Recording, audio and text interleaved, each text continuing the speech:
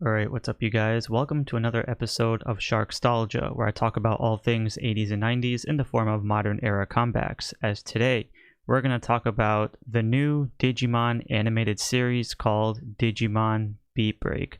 Now, for those that are subscribing to this channel, thank you guys so much, as this will be more like a new format to my channel. Sometimes I'll do audio, sometimes I'll just do me on camera, but whatever it is, I'm excited. So, here's the thing. I've been a fan of Digimon since when I first got introduced to it here in the US, which was back in 1999. Digimon was basically a show, as I have my notes here, because it's been so many years since I've seen the show, and I will say, like, I am a fan of it, and it's one of those things where, you know, I had all the Digimon cards, I had bought some action figures, some Digimon, and overall, I liked the concept of Digimon just in general, because not only did it involve kids who were transported to another world called the Digiworld by using their devices called the Digivices, and then they end up meeting like their these pet monsters, also called like Digimonsters. It's kind of similar to Pokemon, but not necessarily, for those who don't know. But again, it's not really like Pokemon at all. However, Digimon was one of those shows where I just loved the concept of going to another world and then having these pet monsters along with you, and then they also digivolve to bigger monsters, and they have like 3 or 4 or 5 different tiers of powers, etc., etc. So, as you know, we had other characters within Digimon. There were like 7 kids who were transported from their camp and whatnot. So I'm just trying to remember based off the notes here. Give me 1 second.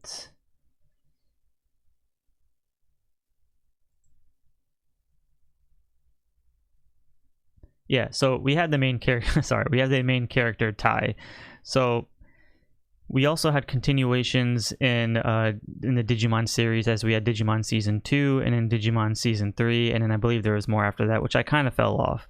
However, Season 2 was probably my favorite because it explored, you know, like the younger generation of the Digimon characters, or even the human characters, as they were more like the siblings or cousins or just like the new people, whereas the kids from the first season were like grown-up teenagers.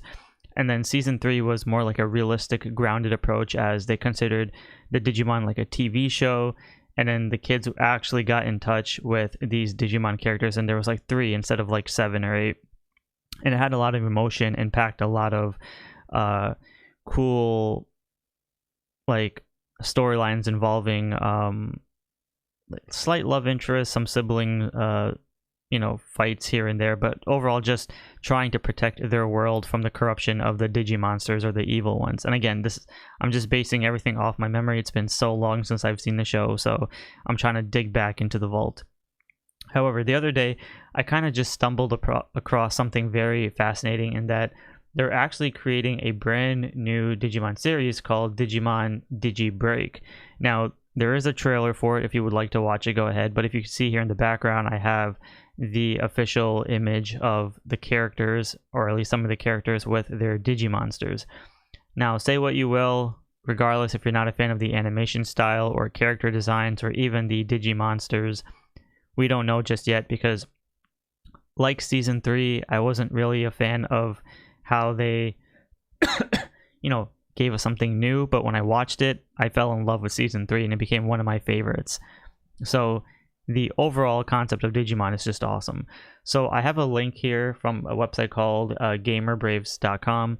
So we're going to kind of go over briefly about some of the Digimon lore, I suppose, and what we can expect from this new series.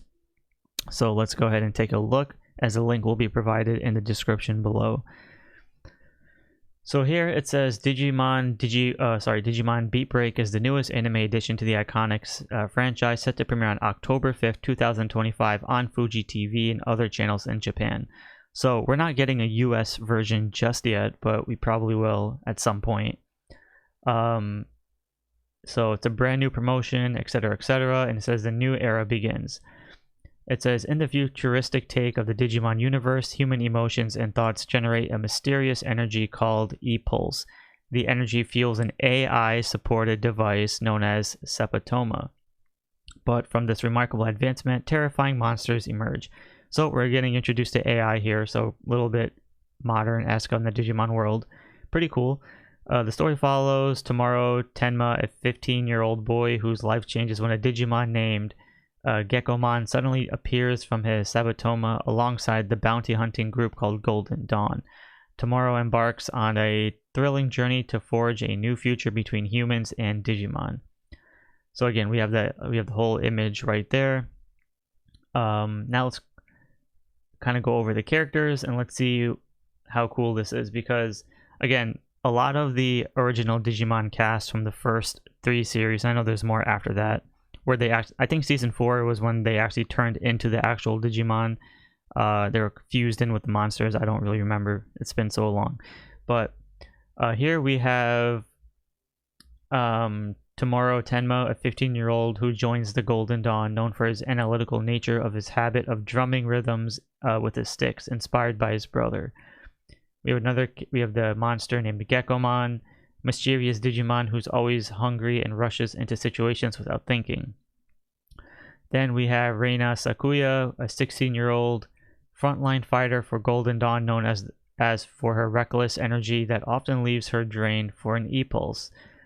Her Digimon is a raccoon-like Digimon with big sister attitude. She's grown alongside Reina since childhood.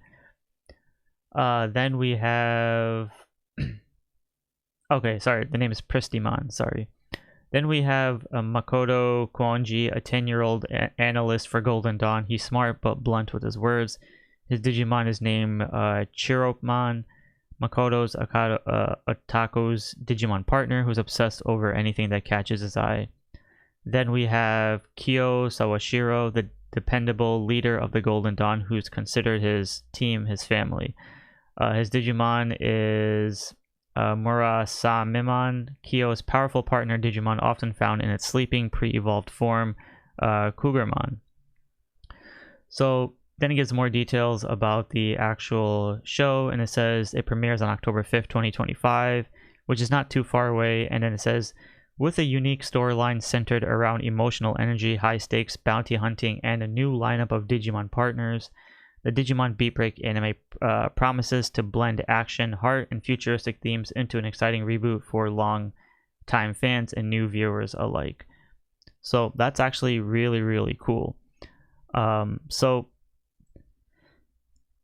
again, we don't know when a US version will be out, but we know that it will be premiering in Japan, which is freaking awesome. So I'll give it the benefit of the doubt. I know there's also other anime series being rebooted or continued, but as someone who grew up watching Digimon in the 90s, this is actually pretty fascinating. So I'll be optimistic, and hopefully everything turns out pretty well, because again, the first 3 seasons were my favorite. 4 I kind of fell off a bit, but hopefully I'll give this one a try too. So let me know in the comments below if you'll be watching the show, if you're a fan of Digimon. And otherwise, I'll try to have more updates as time goes on. So I want to thank you guys all for watching. Be sure to give a like and subscribe, and I'll see you all in the next episode.